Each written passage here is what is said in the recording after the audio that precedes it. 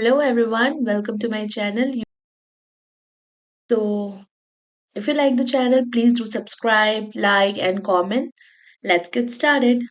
सो आज का जो वीडियो है वो बहुत ही ज़्यादा हेल्पफुल होने वाला है स्पेशली जो होम मेकर्स है उनके लिए क्योंकि यहाँ पे मैंने शेयर किया अपनी इंडियन वीकली मेन्यू प्लानिंग जिसको मैंने स्टेप बाय स्टेप डिवाइड किया है जिसके कारण वो इजी हो जाए and this is how I do और वीक के पहले आप ये कर लेंगे ना तो आपका पूरा वीक जो है बिल्कुल टेंशन फ्री जाएगा और आपका ना सोचने में टाइम जाएगा कि कब क्या बनाना है ना प्रिपरेशन में टाइम जाएगा so everything will go very smoothly तो watch the video till end और वीडियो अच्छा लगे तो लाइक शेयर सब्सक्राइब जरूर करना लेट्स गेट स्टार्टेड सो जो हमारा सबसे पहला स्टेप है वो है क्लीनिंग सो मेरे सारे स्टेप्स जो होते हैं वो मैं फ्राइडे से स्टार्ट कर देती हूँ क्योंकि फ्राइडे को मोस्टली फ्राइडे के बाद वीकेंड स्टार्ट होता है फिर शॉपिंग करनी होती है ग्रोसरी शॉपिंग तो मेरा फ्राइडे से मैं सब स्टार्ट करती हूँ फ्राइडे को मैं क्या करती हूँ मोस्टली अपना फ्रिज जो है पूरा क्लीन कर देती हूँ और फ्रिज क्लीन करने के साथ सेकंड स्टेप मेरा होता है डीक्लटर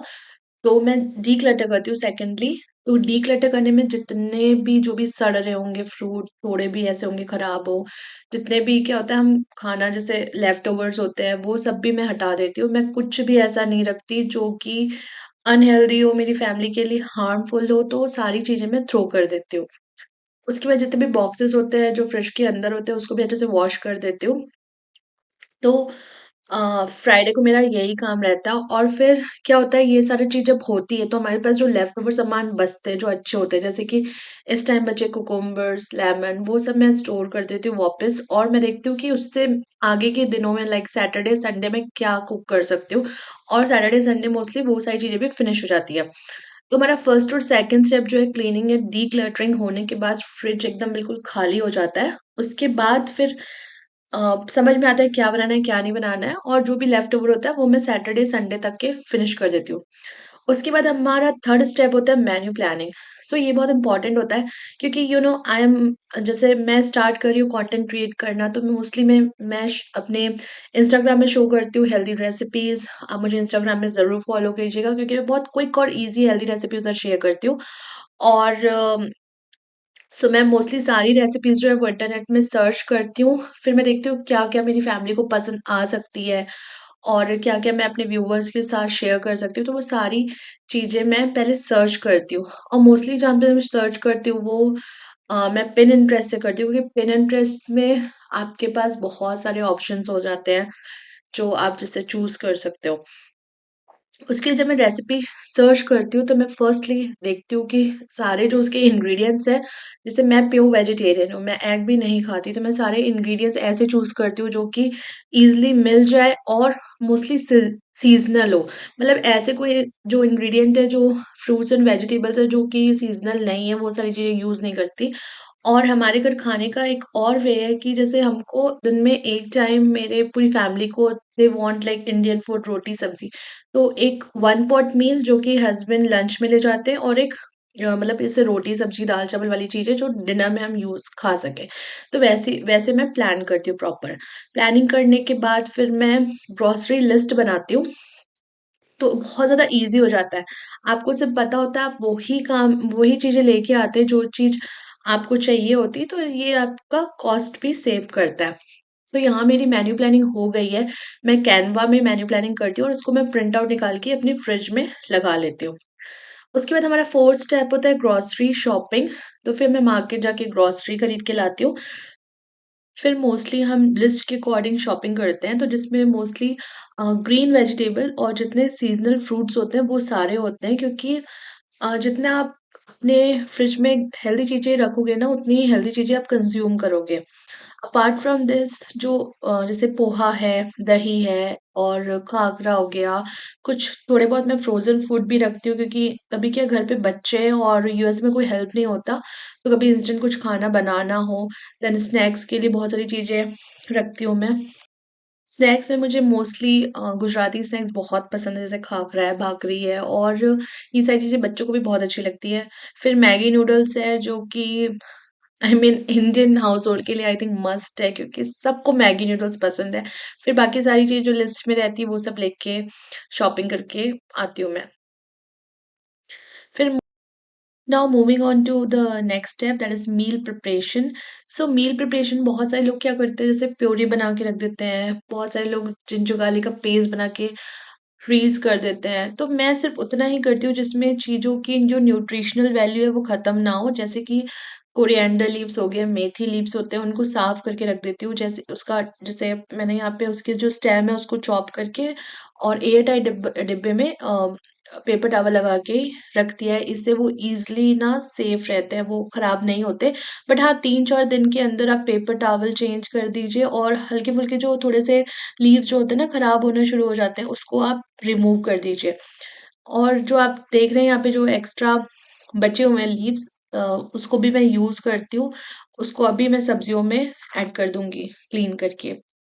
तो मेथी हो गई और कोरिएंडर लीफ होते हैं, उसको जितने भी लीफी वेजिटेबल्स होते हैं ना, उसको मैं ऐसे क्लीन करके स्टोर करके रखती हूँ। और ये जो बचा हुआ लीफ है, इसको मैं भी सब्ज़ी में यूज़ कर लूँगी। उसके बाद नेक्स्ट, जैसे जो जिंजर होता है, जिंजर को भी बहुत लोग ग्रेट करके फ्रीज़ कर देते हैं, पेस्ट बना देते हैं। But trust me, this is the best way to like store ginger. तो इसको मैं क्या करती हूँ, मैं इसको अच्छे से वॉश करती हूँ, पील करती हूँ और बड़े-बड़े चंक्स में काटती हूँ। क्योंकि आप अगर ग्रेट करेंगे ना, आपको विदिन विदिन 2 और 3 सेकंड्स ना वो ग्रेट हो जाता है। आपको प्यूरी में डालना है, आप जैसे डालना है आप इसको यूज़ कर सकते हो, बहुत ही ज़्यादा हैंडी होता है। उसके बाद मैं सबको ज़िप-लॉक बैग में रख के फ्रिज में रख देती हूँ। तो ज़िप-लॉक बैग मैं इसलिए यूज़ करती हूँ क्योंकि वो स्टोरिंग में बहुत ईज़ी रहता है, कम जगह लेता है। आप बॉक्स में भी, एयरटाइट डिब्बे में भी रख सकते हैं। And trust me, this is the most convenient way आप जिंजर या गार्लिक स्टोर करके रख सकते हैं। और आप ऐसा करके देखिएगा, आपको बहुत ही ज़्यादा हेल्पफुल लगेगा। कोई टाइम लगता है, न्यूट्रिशनल वैल्यू भी उसकी स्टोर रहती है।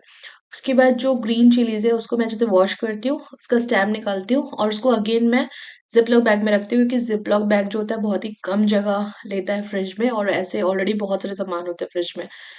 इसी तरह नेक्स्ट, जैसे कि छोले यहाँ पे मैंने बॉयल करके रखे हैं।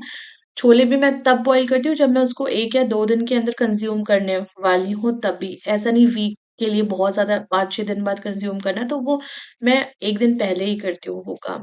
तो यहाँ पे मैंने छोले भी बॉयल करके रख लिए और इसके अलावा मैं जैसे गार्लिक है, गार्लिक को भी मैं पील करके ही रखती हूँ।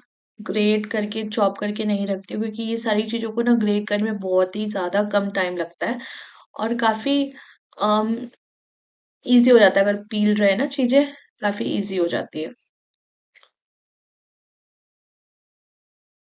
उसके बाद मेरी मोस्ट फ़ेवरेट चीज़, ये चीज़ इतनी वर्सेटाइल है ना, इसे कहते हैं स्प्रिंग मिक्स और ये ना बिल्कुल वॉश्ड आती है और इसको आप कैसे भी यूज़ कर सकते हो। सैलेड में डाल लो, सैंडविच में डाल लो, पकौड़े बना लो, चीला बना लो। मुझे ये चीज़ बहुत पसंद है और इसको बस वो एज़ इट इज़ बॉक्स के साथ ही स्टोर करके रखना पड़ता है। बहुत ज़्यादा हैंडी होती है ये।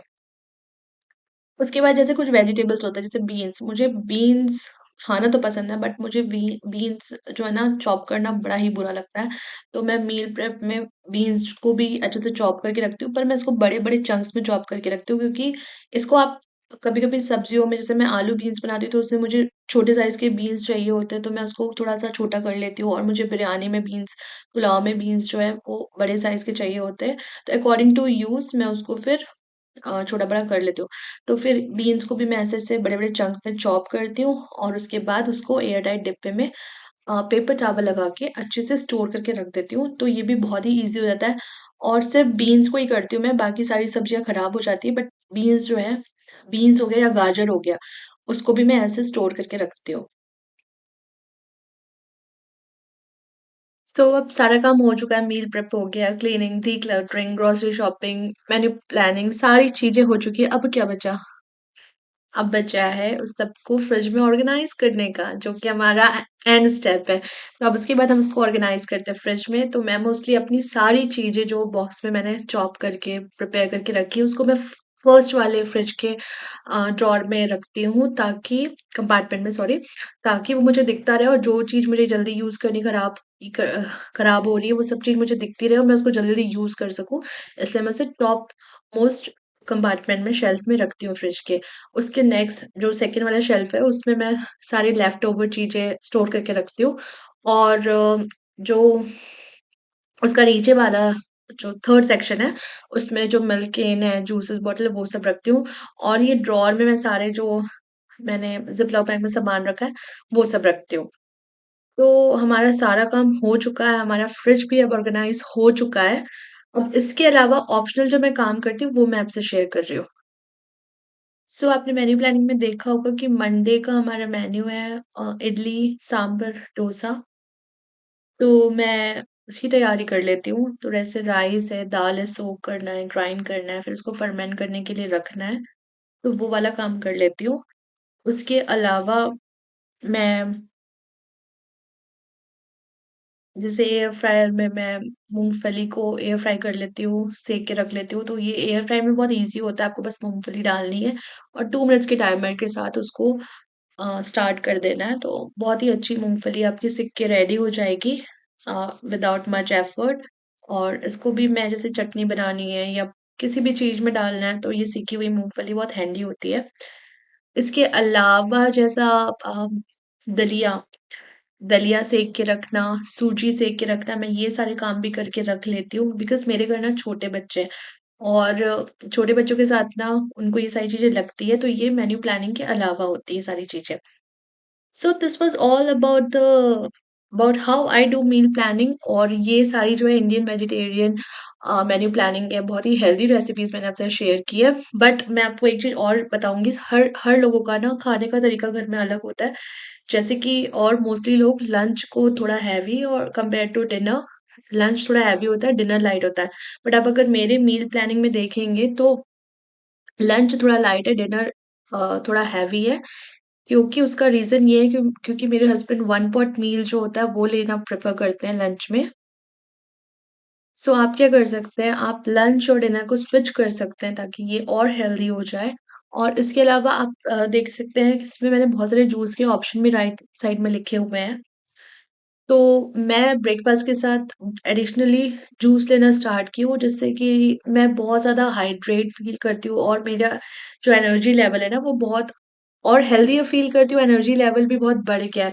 तो आप वो भी इंक्लूड कर सकते हैं। और ये सारे जो वीडियोज़ हैं ना जूस बनाने के, ये सारे मैं इंस्टाग्राम में अपलोड करती हूँ। तो आप मुझे इंस्टाग्राम में भी फ़ॉलो कर सकते हैं। और yes, this was all about my today's video, जिसमें मैंने अपने इंडियन वीकली मील प्लानिंग के बारे में प्रोसेस शेयर किया है। और अगर आप लोग को ये वीडियो अच्छा लगा होगा तो प्लीज़ चैनल को ज़रूर सब्सक्राइब करना, लाइक करना। न्यू चैनल है, प्लीज़ अगर आप ये वीडियो देखते हैं तो चैनल को ज़रूर सब्सक्राइब करना। And thanks for watching. Take care, bye bye, have a nice day.